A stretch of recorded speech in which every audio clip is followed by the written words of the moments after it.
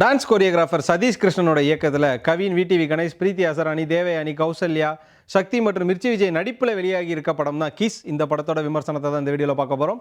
மாலை முரசு பிரசன்ஸ். இது படம் எப்படி இருக்கு? நான் உங்கள் விஜய் டாமினிக். உன்னோட ஃபர்ஸ்ட் கிஸ் பற்றி சொல்லு.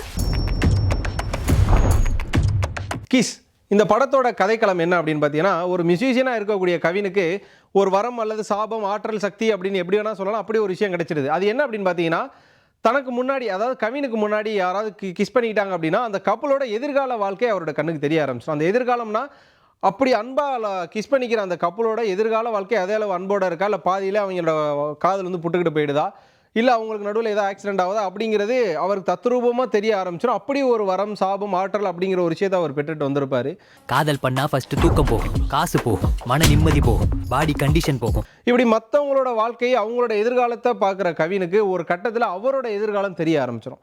அப்படி அவரோட எதிர்காலம் தெரிகிறப்போ அதை வந்து அவர் எப்படி தடுக்கிறாரு, அப்படிப்பட்ட விதியை எப்படி அவர் மதியால் வெல்றாரு அப்படிங்கிற ஒரு ட்ராமாவும், அதே நேரம் இப்படி ஒரு விஷயம் நடக்கிறதுக்கு நடுவில் இருக்கக்கூடிய ஃப்ரெண்ட்ஸு, அதில் இருக்கக்கூடிய ஃப்ரெண்ட்ஷிப்பு, அதே நேரம் பார்த்தீங்கன்னா ஃபேமிலி, அதில் இருக்கக்கூடிய எமோஷன்ஸு, இது இல்லாமல் குபீர்னு விழுந்து விழுந்து சிரிக்க வைக்கக்கூடிய காமெடிஸு, ரொம்ப ட்ரூவாக இருக்கக்கூடிய லவ் அப்படிங்கிற பல எமோஷன்ஸை உள்ளடக்குனது தான் இந்த கிஸ் படத்தோட கதைக்களம் அப்படின்னு சொல்லலாம். படத்தோட ஆரம்பத்துலேருந்து டு தி எண்டு வரையும் படத்தில் பயங்கரமாக சிரிச்சுட்டே இருப்போம்னு வச்சுங்களேன். கிளைமேக்ஸில் மட்டும் கொஞ்சம் நமக்கு எமோஷனல் ஆகிற மாதிரியான சீக்வன்சஸ் இருக்கும். பட் அதுக்கு முன்னாடி வரையும் நம்மளை வந்து ஒரு காமெடி ஜேர்னிலே எடுத்துகிட்டு போயிருக்காங்க. இந்த கிஸ் படத்தை பற்றி நம்ம முதல்ல எதுக்கு முக்கியமாக பேசணும் அப்படின்னா, முதல்ல கவின் படம்னாலே ஒரு தனி எதிர்பார்ப்பு இருக்கும். காரணம் என்னன்னா, அவர் கொடுத்த லிஃப்ட் படம் முதல் படமே நல்ல சக்ஸஸ். அதுக்கப்புறமா டாடா, அது இன்னும் பெரிய சக்ஸஸ். ஆனால் அதுக்கப்புறமா வந்து ஸ்டாரும், அதுக்கப்புறமா வந்து பிளடி பக்கரும் படமாக நல்லா இருந்தாலுமே விமர்சனங்களை பார்த்தோம் அப்படின்னா ரொம்ப மிக்ஸ்டு ரிவ்யூஸ் தான் வந்தது. அப்போ கவின் இந்த ஒரு படத்தில் ஜெயிச்சே ஆகணும் அப்படிங்கிற ஒரு கட்டாயம் பை ரிவ்யூஸாக இருந்தது. அப்படின்ற பட்சத்தில் இந்த படத்தை எல்லாருமே கவினுக்கு எப்படி இருக்கும் அப்படின்ற ஒரு இடத்துல தான் வந்து உட்காந்துருந்தாங்க. அதே நேரம் பார்த்தீங்கன்னா இந்த படத்தோட டைட்டிலே ஒரு அட்டென்ஷன் சீக்கரான டைட்டிலாக தான் இருந்தது. ஸோ இந்த விஷயங்கள்லாம் பேசுறதுக்கு முன்னாடி இந்த படத்தை பற்றி கொஞ்சம் பேசணும்னு நினைக்கிறேன். எதுக்கு இந்த படம் முக்கியம் அப்படின்னு பார்த்தோன்னா, முதல்ல கவினுக்கு இந்த படம் முக்கியம். அவர் நடித்த முதல் படமான லிஃப்ட்டும் நல்ல ஹிட்டு, அதுக்கப்புறமா வந்த டாடாவும் அதிபயங்கரமான ஹிட். ஆனால் அதுக்கப்புறமா வந்த ஸ்டார், அதுக்கப்புறமா வந்து பிளடி பக்கர், இது ரெண்டு படமாக நல்லா இருந்தாலுமே ரிவ்யூஸாக ரொம்ப மிக்ஸ்டாக தான் வந்தது, கலவை விமர்சனங்கள் தான் வந்தது. அப்போ அவருக்கு அடுத்து வரக்கூடிய படம் என்ன அப்படின்னு பார்த்தீங்கன்னா இந்த கிஸ் தான். ஸோ இந்த கிஸ் வந்து கண்டிப்பாக கவினுக்கு ஒரு சக்ஸஸாக அமையணும் அப்படிங்கிறது எல்லாருமே எதிர்பார்த்துட்டு இருந்தாங்க.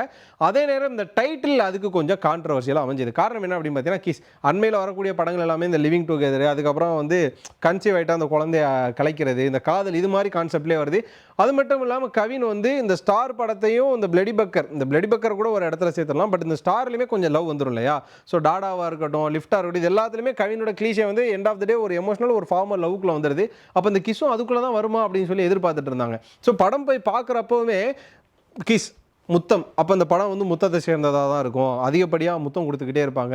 திரும்புகிற பக்கம்லாம் முத்தமாக தான் இருக்கும், ஆக்வர்டாக இருக்கும், இல்லைனா ஃபேமிலியோட உட்காந்து பார்க்க முடியாது, படம் வேறு யூஏ அப்படிங்கிற மாதிரியான நிறையா பார்வைகளோட உள்ளே போய் உட்காந்தா அப்போல்லாம் ஒன்று கிடையாதுங்க. இது ஒரு பயங்கரமான ஒரு என்டர்டெயின் ஃபேக்டரில் இருக்கக்கூடிய ஒரு படம். இது ஒரு ஃபேண்டசி த்ரில்லர் தான். என்ன அக்கில் பிடிச்சி தூக்கி இடுப்பில் வச்சு சோறிட்டு போறியா? சைக்கோ. டேய், நீங்க லவ் பண்றது இன்ஸ்டால போட்டா பரவாயில்லடா. ஸோ ஃபேண்டசி த்ரில்லரில் ஒரு ஆக்வர்டு இல்லாமல், முகம் சுளிக்கிற மாதிரியான டைலாக்ஸ் இல்லாமல், அந்த மாதிரியான ஒரு காஸ்டியூம்ஸ் இல்லாமல், அதாவது படத்துக்கு பேர் தாங்க கிஸ்ஸு, அதுக்காக படத்தில் திரும்புகிற இடத்துலாம் கிஸ் அடிக்க மாட்டாங்க. ஸோ அது மாதிரியான விஷயத்தை எடுக்கிறது இருக்குல்ல, அதுவே ஒரு மிகப்பெரிய ப்ளஸ். அதை பயங்கரமாக பண்ணியிருக்காரு சதீஷ். இந்த படம் பார்க்குறப்போ முழுக்க முழுக்க, அதாவது கவினோட ஃபேஸாக இருக்கட்டும், மிர்ச்சி விஜயோட ஃபேஸாக இருக்கட்டும், விடிவி கணேஷ் ஃபேஸாக இருக்கட்டும், சக்தியோட ஃபேஸாக இருக்கட்டும், இவங்க எல்லாரோட ஃபேஸையும் பிளர் பண்ணி அதில் சதீஷோட ஃபேஸ் வச்சாலே ஆட் ஆயிரு. ஏன்னா அவரோட மேனரிசத்தில் தான் அந்த படம் இருக்குது. அவர் வந்து ஆன் ஸ்க்ரீனில் எப்படியோ அதே மாதிரி தான் ஆஃப் ஸ்க்ரீனில் இருப்பார். ஒரு மாதிரி பயங்கர ஹைப்பராகவே இருப்பார். அந்த பேசுகிறது, அந்த ஸ்வாக் மீன்ஸ் ஒரு சில்லாக, ஒரு எப்பயுமே ஒரு ஃபன்னாக இருக்கக்கூடிய ஒரு பர்சன். அந்த மாதிரியான ஒரு விஷயத்தை தான் இங்கே படத்தில் பண்ணியிருக்காங்க. முழுக்க முழுக்க இது சதீஷோட இன்ஸ்பயரில் இருக்கக்கூடிய ஒரு படம் தான். அவரோட டைரக்ஷன் அப்படிங்கிறத தாண்டி சதீஷோட ஆட்டிடியூட்டில் தான் அந்த படம் இருக்குது. அதுவும் இந்த படத்துக்கு மிகப்பெரிய ப்ளஸ் என்ன அப்படின்னு பார்த்தா, அந்த விடிவி கணேஷ் வந்ததுக்கு அப்புறமா தான் அந்த படம் இன்னும் கொஞ்சம் ஹைப்புக்கு ஏறுது. படத்தில் வந்து ப்ரீ ரிலீஸ் ஈவெண்ட் வச்சுருந்தாங்க. அப்போ விடிவி கணேஷ் பேசினப்போ என்னடா அவர் இவ்வளோ பேசுகிறாரு, படத்தில் இவ்வளோ இருக்குமா அப்படின்னு எதிர்பார்த்தா அதை விட ஒருபடி கூட தான் வச்சுருக்காங்க. இந்த குபீர் மூமெண்ட்னு ஒன்று இருக்குல்ல, விடிவி கணேஷ் ஒரு பக்கம் காமெடி பண்ணுறாரு, இன்னொரு பக்கம் பார்த்தீங்கன்னா மிர்ச்சி விஜய் காமெடி பண்ணுறாரு, இதுக்கு நடுவில் சக்தியோட ஓப்பனிங் சீன் சொல்லிட்டு எல்லாமே வந்து நம்மளை ஒரு மாதிரி ஒரு ஜாலியான ஒரு இதில் தான் எடுத்துகிட்டு போகுது படம். ஏன்னா இப்போ அண்மையில் வரக்கூடிய படங்கள் எல்லாமே இந்த காமெடி பஞ்சம் அப்படிங்கிறது இருக்குது இல்லையா? ஆனால் இந்த படத்தில் அப்படி கிடையாது. படத்தோட ஆரம்பத்தில் கொஞ்ச நேரத்தில் ஒரு ஃபைட் சீக்வன்ஸ் ஆரம்பிக்கும். அந்த சீக்வன்ஸ் ஆரம்பித்து இந்த ப்ரீ கிளைமேக்ஸ் முன்னாடி வரையுமே காமெடிஸ் நிறைய இடங்கள் இருக்குது. அதுவும் ஒரு மிக முக்கியமான ஒரு சீன் ஒன்று இருக்கும். அந்த சீன்லலாம் பார்த்தீங்கன்னா கவின் வந்து போய் பிரச்சனை பண்ணுவார்னு நினைக்கிற இடத்துல பிரச்சனை பண்ணாமல் ரொம்ப கூலாக ஒரு காமெடியான ஒரு ஆட்டிடியூடில் வருவார். அந்த காமெடியான ஆட்டிடியூடில் ஹீரோயினோட அப்பாவெல்லாம் வந்து ரொம்ப அதுவுமே வந்து ஒரு காமெடியாக கன்வே பண்ணிட்டு போவார் கல்யாண் மாஸ்டர்.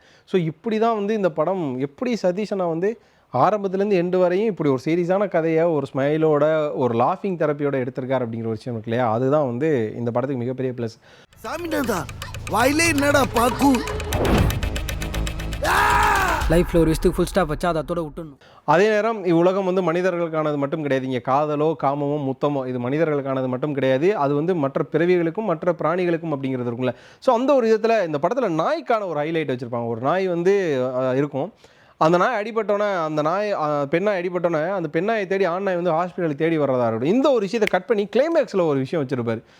படத்தோட ஆரம்பத்தில் எந்தெந்த கப்பல் கிஸ் அடிக்கிறலாம் பார்த்து கவின் பயந்தாரோ அந்த கப்பலெல்லாம் கிளைமேக்ஸில் கொண்டு வந்த விதமாக இருக்கட்டும், அதில் அந்த நாய் கப்பல் வந்ததாக இருக்கட்டும், இது எல்லாமே எப்படி இந்த மனுஷன் இந்த கதையை எழுதினாரு அப்படிங்கிறதா தோணுச்சு. அது மட்டும் இல்லாமல் இந்த படத்துக்கு கவினுக்கு இப்படி ஒரு பவர் கிடைக்கிறதுக்கு ஒரு விஷயம் ஒன்று இருக்குது. அதான் நான் லிவிங் திங், ஒரு உயிரற்ற பொருள் ஒன்று இருக்குது. இந்த உயிரற்ற பொருளில் இருந்தால் இந்த படத்துக்கான கோர் கண்டென்ட் இருக்குது. ஒரு ஃப்ளாஷ்பேக் ஓப்பன் ஆகுதா அது இந்த உயிரற்ற பொருள்லேருந்து தான்.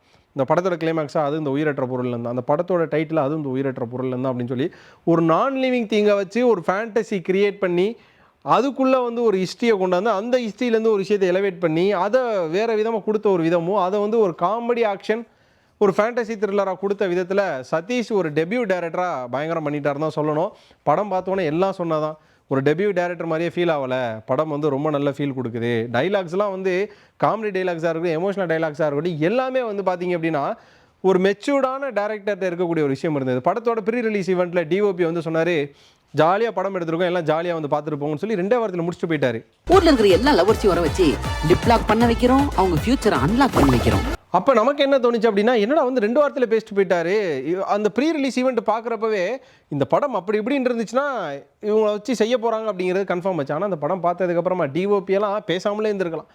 அந்தளவு உள்ள வேலை பார்த்துருக்காரு. ஃப்ரேம் பை ஃப்ரேம் செதுக்கி இருக்காருங்க. ஏன்னா அந்தளவு எமோஷனல் வர்ற இடத்துல எமோஷன்ஸ் ஃப்ரேமாக இருக்கட்டும், அந்த ஃப்ரேமு கலரு லைட்டிங் டிஐன்னு சொல்லிட்டு இந்த படத்தோட டெக்னிக்கல் டீமே அதிபயங்கரமாக ஒர்க் பண்ணியிருக்காங்க. அது மட்டும் இல்லாமல் ஜென் மார்ட்டி இந்த படத்தோட மியூசிக் டைரக்டர் எந்த இடத்துலையுமே காதை பொத்துற அளவுக்கான ஒரு மியூசிக்கோ ரொம்ப போட்டு கிட்டாரை வயலினை தேய்ச்சாலும் எதுவுமே கிடையாதுங்க. இந்த படத்துக்கு என்ன ட்ராவலுக்கு தேவையோ அந்த ட்ராவலை கரெக்டாக எடுத்துகிட்டு வந்த விதம், இந்த இன்டர்வல் பிளாக்காக இருக்கட்டும், அந்த கிளைமேக்ஸ் விஷயமா இருக்கட்டும், இது எல்லாத்துலேயுமே அவர் போட்டிருக்க மியூசிக் அப்படிங்கிறது ரொம்ப ஒரு அதான் சொல்கிறேன். இந்த டீமை பார்க்குறப்போ ஒரு மெச்சூர்ட் மேக்கர்ஸாக தான் இருக்காங்க. யாருமே வந்து இப்போ தான் அப்கமிங் ஆர்டிஸ்ட் இல்லைனா வந்து ஒரு டெபியூ அப்படிலாம் கிடையாது.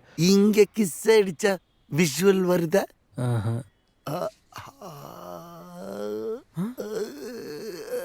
எல்லாமே அவங்களோட பெஸ்ட்டை கொடுத்தாங்க. எடிட்டர்லாம் பார்த்தீங்கன்னா இந்த படத்தோட எடிட் எங்கேயுமே வந்து ஜம்பெல்லாம் வந்து டக்குன்னு ஜம்பெல்லாம் தெரியலைங்க. படத்தோட ட்ராவல் பண்ணிட்டு போகிற மாதிரி தான் இருக்குது.